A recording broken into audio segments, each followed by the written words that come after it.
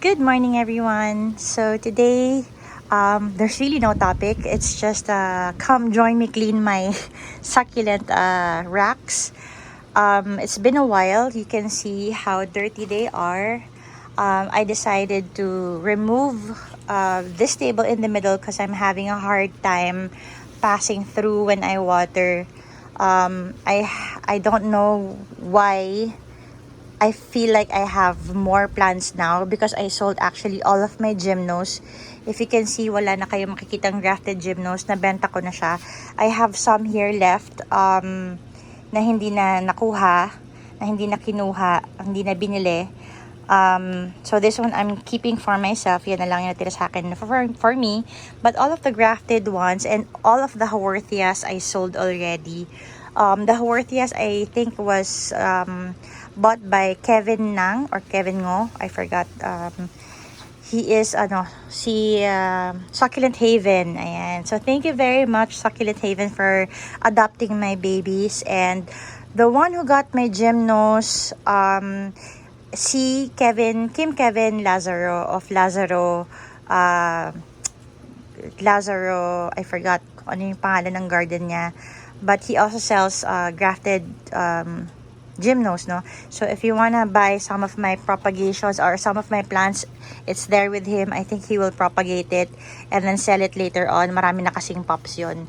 So ayan, I'm cleaning all of these stuff, and then maybe tomorrow I'll start making pugot a lot of the Ellens, and then maybe some of the ghost plants are there because they're becoming leggy, and then they will start to drop, and the top will be kalbo, will be bald. So I don't want that.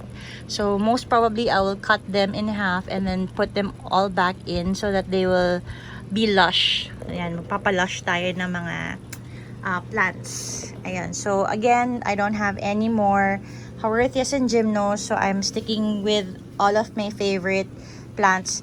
This one, it's still adjusting. I just got this I think 2 months ago from Matsaet. Ayan.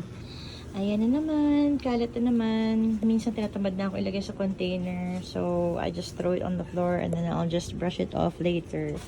So today, I decided to remove my table here, and hopefully I can squeeze everything on the last third shelf, and hopefully maging okay sila because it's getting a little bit crowded here. Ayan, kasi I have aroids here already, and then look, I have plastic there. Ano ba yan? Barong-barong na yung bahay ko, but then again, we just do everything for our plants, so that's what I'm doing. I'm also taking out the yung mga dirty leaves or dead leaves that's on top of the soil. So lahat sila malinis na bago ko ibalik dito. Ayan. And then there are pugot babies that I have. Ayan, na naglalabas sila ng mga pups. Sobrang nakakaaliw kasi kahit na dalawang heads lang yung lumabas, at least meron pa rin, diba? My opalinas here are doing really well. Ayan. Again, hindi lang siya dumami yung leaves, no? Medyo napabayaan siya. But at least this time, growing season, makakabawi din sila. Chanin! Yan. Ayan. This one is called Osmanthus, I think. Ganda yan. Tapos may wart siya. Ayan. Pero when I got it initially, it doesn't have any warts. And I didn't know what it's gonna look like. It was really small. So, ganda pala niya. Ayan. So, buy kayo niyan. Ayan. Succulents. First love pa rin talaga. And then the second shelf are again, the big ones. I have my napabayaan na panda plant na ngayon ay bumabawi na. And this one is Mrs. Richards. This one is Da Vinci. This one is White Snow, but I wanna color Snow White. And then yung mga survivors ko na oviferums, ayan. And then the clavas ko na nag-survive din. After being inside, dapat talaga, di ba, nag-survive siya. Kaso nga lang, na-overwatered ng aking wonderful husband because he wanted to help me out. So, he overwatered my clavas and naglagas siya, actually. And then, ngayon, nakakabawi na. That's what's good about clavas naman. Nakakabawi naman siya. But, again, I'm sure this is gonna be short-lived and I'm just making the most out of the growing season and the cold season. So, eto sila. Ayan. Mga oviferums yung mga yan. And then, I don't know why, but the indoor setup made them, made small leaves. They're still round and plump, but compared to like the old ones you can see here, no? These are the old ones.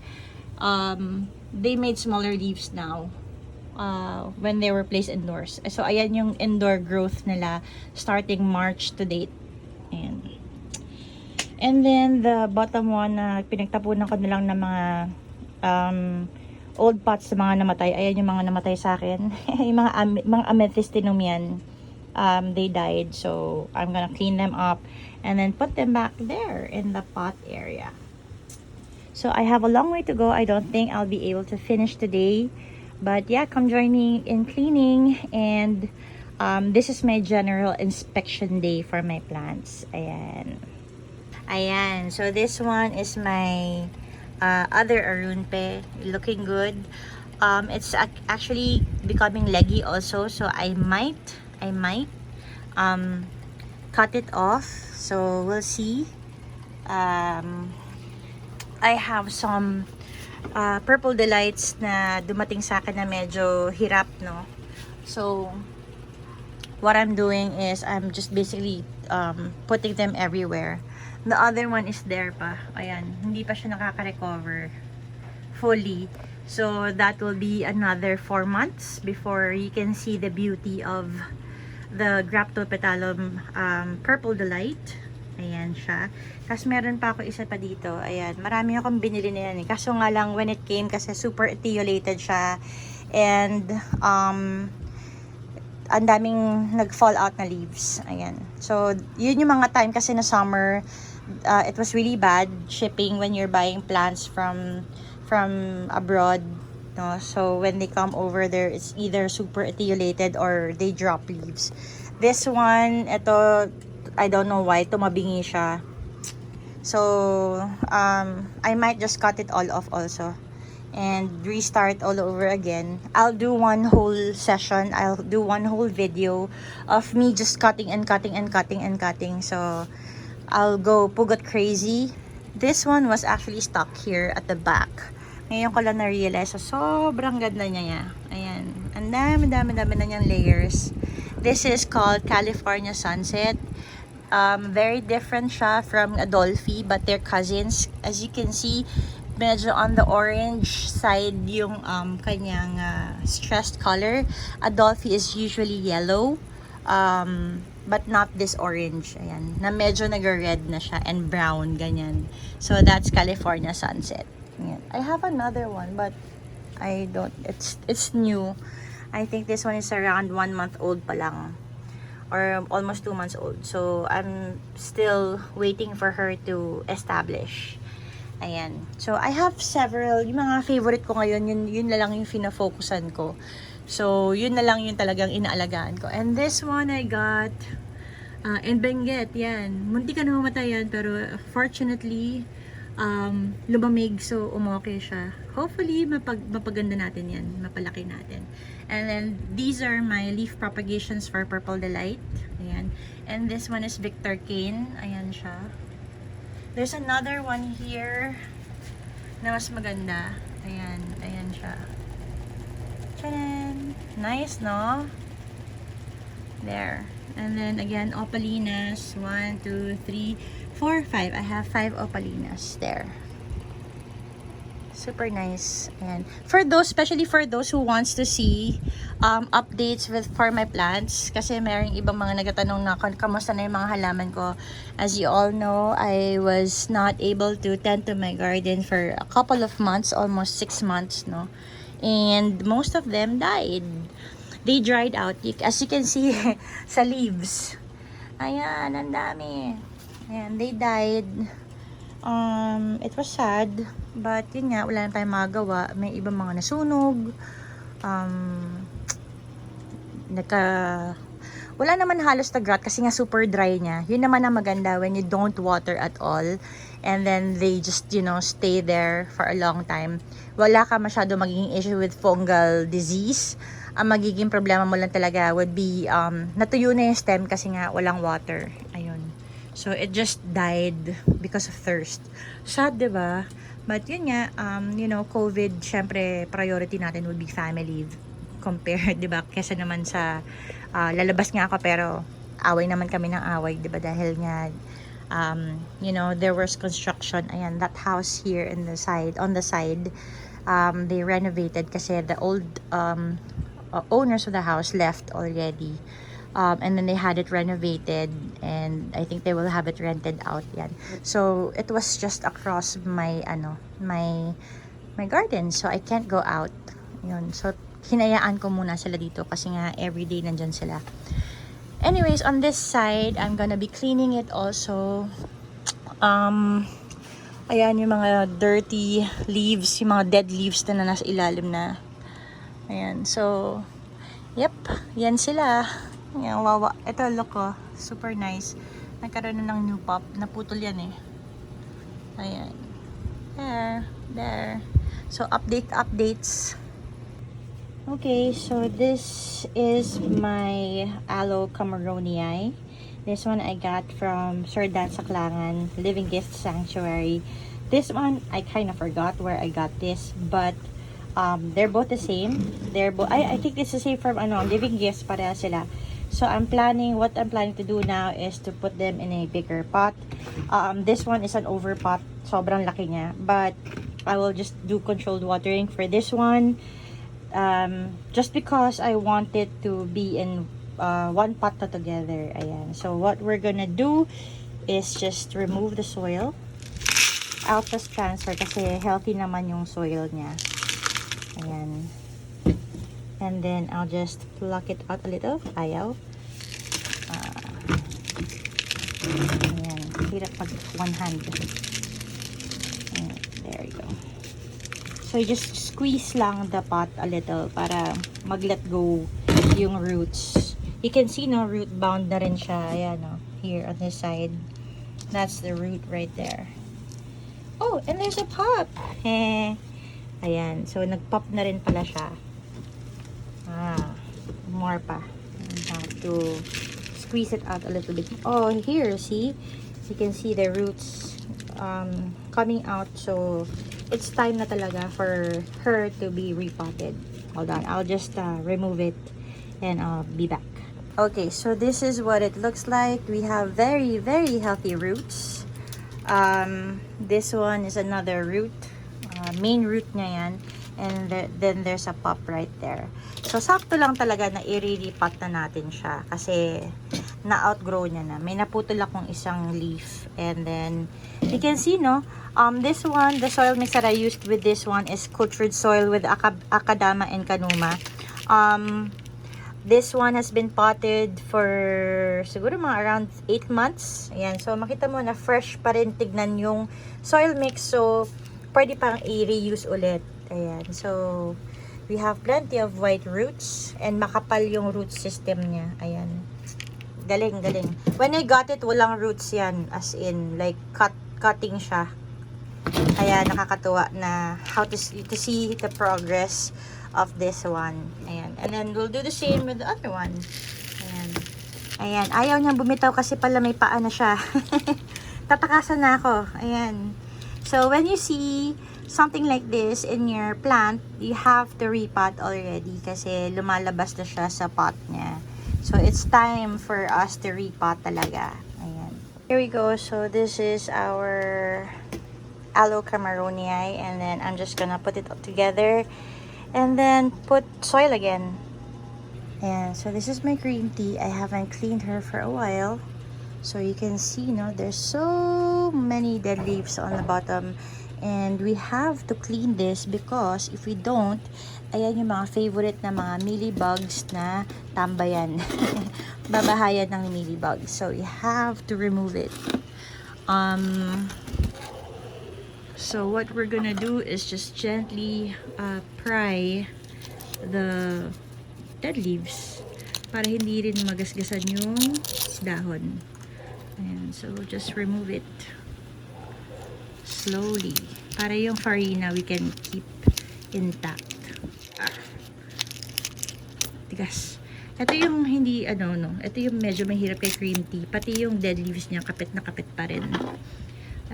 Medyo makapal kasi yung and then medyo crispy na siya. So if you tug it the wrong way, let's remove this first. Minsan talaga kailangan kamay eh. Ayan. There we go. Ay, I didn't get it completely. Ay, naputol. So anyway, that's okay. And then this part. There we go. And then this part also. This one is the baby na. Ito yung aking rescue cream tea back in 2020 June. This was my birthday gift for myself. So I bought some plants from Korea, and then what happened was na-delay siya ng 1 month kasi napunta siya sa Baguio. Yung box ko was shipped to another client. Ayan. So what happened was I had to wait for the guy to claim it in LBC in Benguet, and then send it back to me in Manila. So total travel time niya in the box was around a month and 1 week. And then when I opened it, it was flat na as a pancake. So I call her my cream tea pancakes. Ayan, may pancake cream teas. So siya yun. Finally, after 1 year plus, this is what she looks like. She's so beautiful now. Ayan. And then this pop used to be like so super hidden pa siya on the side. Ngayon, parang twinsies na siya. And then I had this abnormality na growth sa leaf niya. But it makes it more beautiful. Ayan. So, these are all the para mga dead leaves na nalaglag na. And I just have to gather it. This one is one of my really giant lawis. Ayan. This one I don't own. Sis Carmi actually asked me to take care of her first kasi nag-lockdown sa La Union, sa LU. And so it has been with me for more than 4-5 months now. No, more than 6 months na nga yata. So I'm taking care of her. No, 4 months or 5 months. So I'm taking care of her until she produces, rotates her, she gets new set of leaves. Ayan, medyo meron pang 2 layers left. This is my Ellen. This is China Ellen. Ben. This one, I clumped 2 sets of Ellens. You can see if I put it on top like that, you can see there's 1 clump on the side and then another clump on this side. So this is 2 clumps that I decided to put together in 1 big pot. Ayan. And then yun, I forgot it to take care of it for 5 months. So it decided to grow a lot of aerial roots so that it can get water from the moisture from the air. So now, what you're gonna do with it, kasi nga naman medyo pangit siya, diba, tignan, it doesn't look nice. So what I'm gonna do is just simply pluck it out. So I'll just pull it out. There. Will it get hurt when I do that? No. Kasi okay na siya ulit ngayon. I am giving it sufficient water because I'm watering it now once a week. Ayan. But if the soil is dry na before the weekends, I give it a little bit more water. Ayan. Just be careful kasi sometimes there are pops coming out. So, baka ma-pluck nyo rin yung pop. So, check nyo muna siya before nyo tanggalan ng aerial roots to make sure that the stem doesn't have any pops on it. Ayan. Even this one, you can see. This one is nice kasi look, para siyang twisty curly fries. Yeah. Ayan. So this one, we're just gonna remove the aerial roots. Here. Kasi ang pangit tignan. It doesn't look clean, no? I'm contemplating whether to pugot everything or almost everything. I'll try to pugot a lot so I can make space and make it lush looking, and so much better. Ayan, there we go. There you go. Diba? So pretty. Okay, so this one has made itself look unruly, and I can't seem to find a spot to put it na magiging maganda pa rin yung ayos niya.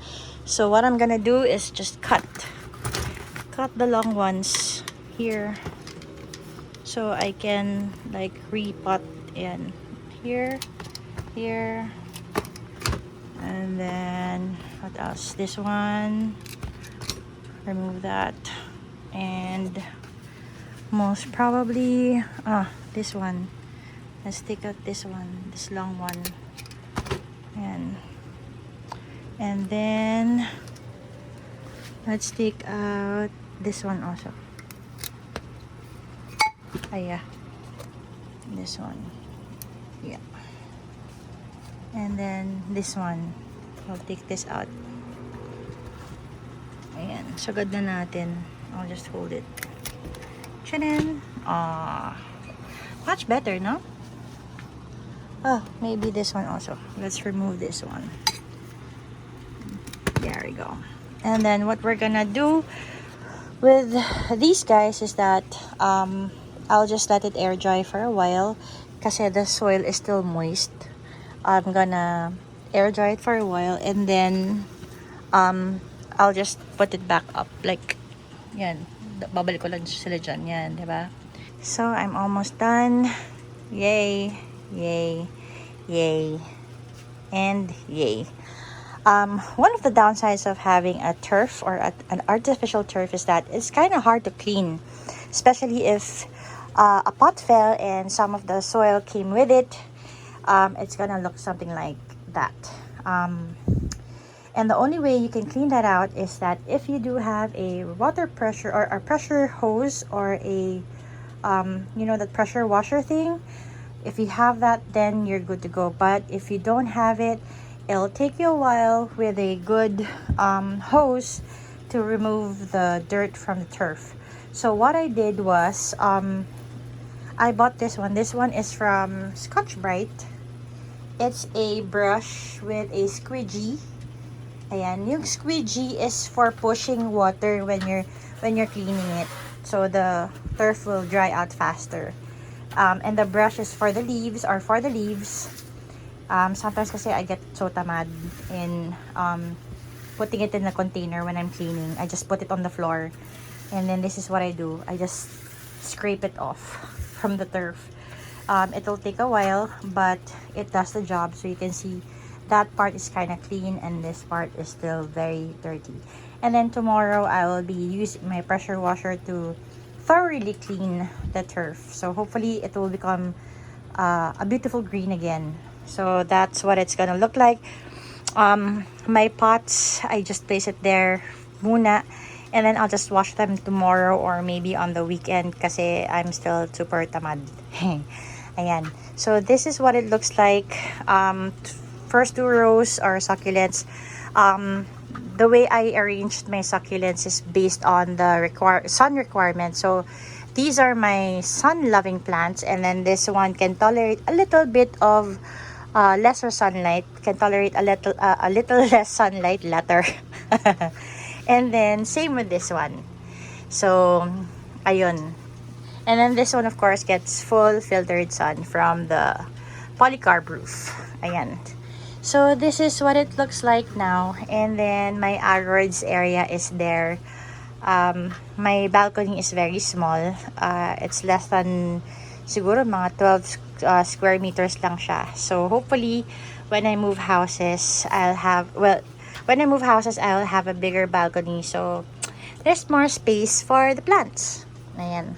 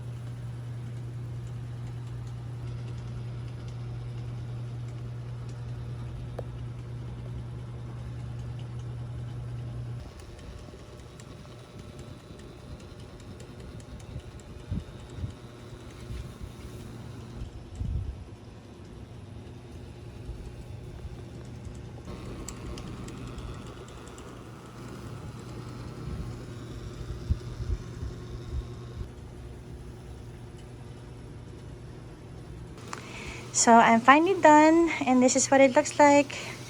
Yay! Lakas ng hangin. I can now move freely again. I can walk to my plants. My aroids wall is on that side. The table I will just remove tomorrow. And yep, I'm planning to parang fill this up with aroids kasi nandyan yung shaded area and morning sun lang dito. And then the turf I was able to clean a little, remove the pumice and some of the leaves, and then the brown spots I will just remove tomorrow with a pressure washer and wash the pots so I can reuse it again. So I'm finally done and thank you for watching, and always choose to be kind, everyone, and I'll see you guys on the next video. Bye.